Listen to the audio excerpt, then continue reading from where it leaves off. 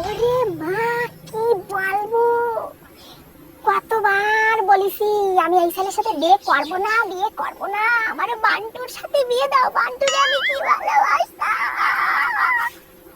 কিন্তু তোমরা আমারে কি করলা? এই ভালো ছেলে, এর তো ভালো পরিবার নাই, আমারে জোর করে বিয়ে দিছো। আমার শাওরি আমারে কি জ্বালান জ্বালায়, আমি তোমারে কি বলবো মা। কতবার বলছি জামাই ষষ্ঠীতে আমার শাওরির জন্য হাতে দিয়া পলিস্টারের শাড়ি দেবা, এই গরমে ওই শাড়ি পরলে ওর ফাটান খাও তোমার সব তাড়াতাড়ি উঠে যাবে। তারা একখান দামি শাড়ি পাঠাইছো। আর কি বলেছিলাম, আলাদা করে খেজুর পাতার ড্রেস বানাইয়া আমার ননদরে দেবা, ওর গায়ের মধ্যে কাটা ফুটবে, ওর জ্বালা মিটাই যাবে। তা না, ওর জন্য একটা ব্র্যান্ডেড ড্রেস পাঠাইছো। আর আমি বলেছিলাম যে আমার শৌরি আমার বাবার পুরনো হাফ প্যান্ট, তাই ধুয়ে টুয়ে ইস্ত্রি টিস্ত্রি করে পারফিউম মারে পাঠাই দেবা। আমার শ্বশুর কোনো কিছু কয় না, কোনো প্রতিবাদ করে না, আমার উপরে অত্যাচারে। তোমরা কি করলা? সব দিয়ে দামি শার্ট প্যান্ট পাঠাই দিলা।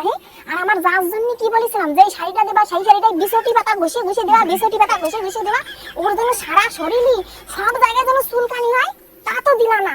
আমারে কি জ্বালান জ্বালায় আমারে। তোমরা এত দামি দামি জামা প্যান্ট দেছো, তাও তাও ওরা আমার বদনাম করে, তোমাকে বদনাম করে।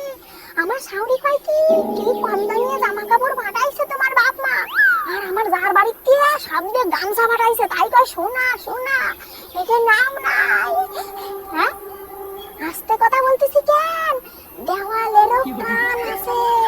আর দেওয়াল কিটা জানো? আমার শাওরি জেনে যায় আমার পিছনে দেওয়াল